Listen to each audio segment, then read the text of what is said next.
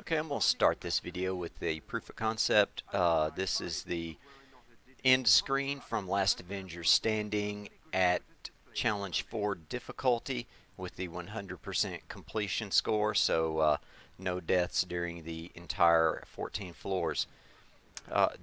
Few things I'll have in this video. I'm going to share the gear that I've got selected, why I've chosen that gear, and what that does for me, and then also the skills that gear affects, and then the talents that I choose off of his talent selection screen as well. So we'll see all that, plus one or two tidbits that were not in the last Hulk video. I've made some pretty significant improvements since that video, so just with a few minor changes as well. So I wanted to share that with you. So if you haven't seen the last Hulk video, it does have some things in it that this one does not. That's maybe worth taking a look at, but this build is quite a bit ahead of the other ones. First, let's take a look at Hulk's stats. I like Might, Valor, and Resolve on Hulk with just a touch of intensity and proficiency. If I had my way, that's all I would have. I do want that defense rating at about 1,500 for Challenge 4 stuff, or you will just get one-shotted too often. Alright, first let's take a look at his gear, and I'll tell you why I've got each piece of this. This gives me heroic charge burst possibility for light attack. I'd rather have on critical hit, but this is what I got right now. Power attacks charged with plasma, and then increased crit during boneshaker. On his ranged gear, the main thing is the gamma on large debris and increased critical hit on power attacks. For his defense gear, I like the reactive buff. That's the main thing I'm getting here. That is a 30% crit rating that gets activated by taking damage, which you do all the time with Hulk. And then for his heroic gear, the important stuff on here is everything. The Boneshaker's Blessing, which is a 15% crit rating during the Boneshaker buff. And then the Heroic Burst off of defeating enemies.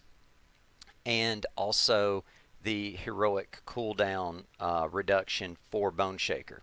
I like to run Tactagon on this build, and then to make my stats work out, I'm using Might and Resolve ISO. The only thing I'd like to change about that is that I would rather have bonuses to power attacks on those ISO, and I'm still searching for that. So let's take a look at what is included in his power attacks. You have Smash, Aftershock, and Tectonic Fury, which are all part of his ground smash. That's all considered power attack. Then the jumping version of that, Earth Smasher, also a power attack. Then we have some grabbing enemies moves. Power Spike, where you grab an enemy and push heavy attack. And then there's the air variation on that, grab an enemy, jump, and heavy attack. And then we have the Gamma Crusher, which is grab two enemies and hold heavy attack. And then the jump variation of Gamma Crusher, which is grabbing two enemies, jumping, and holding heavy attack. So that's all his power attacks. So all the buffs I have going toward power attack, that's the things that get the biggest benefit from that. So now let's take a look at the specialties I like. I like Rampaging Boneshaker. That keeps that buff up longer.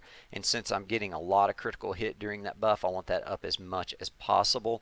And then, of course, Savage Heroism gives me heroic orbs for enemies that I defeat during the time that they are taunted. I like Irradiated Destruction on his Assault Heroic. It just gives a nice AoE and helps you get that gamma charge on enemies. And definitely Double Strangle is my favorite because that Assault Heroic saves your life quite often. When you get low, that is kind of the panic button there. I like Encore for his Ultimate Heroic, but Ground Zero is also very powerful. Just depends if you want range or more damage in the smaller range. This column right here, none of this stuff works right now. The Taunt doesn't work.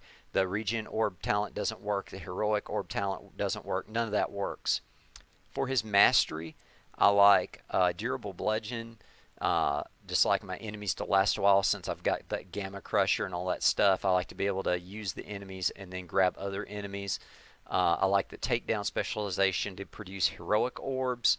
I like bedrock because the main thing I use the small rocks for is just to knock enemies down to set up a power attack or a grab. And then I go for the range damage, and then I go for meteoric, which gives the large debris more durability and damage because I use large debris a lot. Then I just go raging defense, enhanced damage, maximum rage, defense boost, stun boost for more takedowns, and lastly, temper. I really wanted to put some gameplay on the end of this, so what I finally decided on, because there was a lot to pick from, was kind of two opposites. This is an elite team, and everything works out to the best possible scenario for this build. All the elites come and gather around. I used boneshaker, taunted them all, got a nice ground pound out there, and then a thunderclap that critted for like 136,000. So that ended up being the best possible scenario where everything landed and hit all the enemies. They were all within my AoE, so all that burst that came from the initial bone shaker applied to everybody, and it just wiped them quick. Now, when I played the last level with the Monica Exos and well, you'll see them here in a second, the cryo adaptoids, didn't work out near as good because instead of the level having me open the door and go in with them, the door opened up before I even defeated the last enemy, and they started filtering into this area. And as you can see, the ice or the cryo adaptoids, they came in here with me, but the Monica Exos are waiting outside. Now, ideally, I would rather have them all in here so I can hit them with all this burst. And one of them did finally come in, but I think it ends up leaving and going back out. But obviously, I'll lose momentum once Bone Shaker and Thunderclap are off cooldown. And in an ideal situation, I'm able to hit everyone with that stuff and get all that damage out on everyone. And then it's just quick and easy. But as it is, didn't work out that way, so now I'm having to do some cleanup, but at least you guys get to see what that looks like. That's something I've been doing a lot of. You can tell those rocks on the head there are hitting really hard. As long as you have them plasma charged from doing power attacks, slamming the ground, then you can pick up a large piece of debris, jump, and use heavy attack. Then activate your rage about the time you hit their head, and you can get some really nasty green numbers off of that range anywhere, well, usually around 60 to 70,000 for the good attacks. If you add both numbers together, there's usually 2 damage numbers there. This poor adaptoid, the AI Cap and Iron Man just kept doing stuff that knocked him out of the way of my attacks. So it takes me a while to take him down, and it's mostly just my teammate's fault that he keeps getting out of the way of what I'm doing.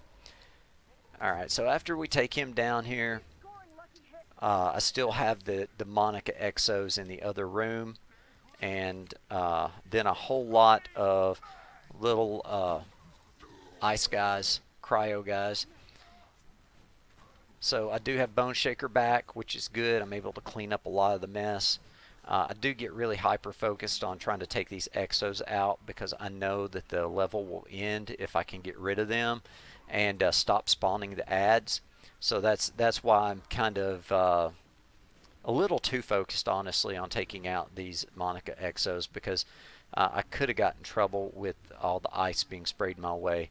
But luckily I survived that, and you saw I got rid of the first Exo, and now I just got to get rid of this one. My Thunderclap is back off cooldown, and so in a moment here I'm going to use that as soon as my damage buff is activated, and it is. Well, it isn't now, and now it is. So I got my damage buff activated. I'll hit that Thunderclap. You can see just from the numbers on the screen that Thunderclap did about 445,000 damage. So, and that's the people I could see. From that point on, battling this last Exo right here, I think that Hulk does roughly about 400,000 damage uh, from that point till this Exo's defeated. So they got a pretty good health bar on them. But anyway, I've really enjoyed this Hulk build. And like I said, once I figured out how to get them charged quickly with the large debris by jumping on their head and activating rage, and I can just alternate back and forth between that and the ground slam, you can really get the damage out with this build.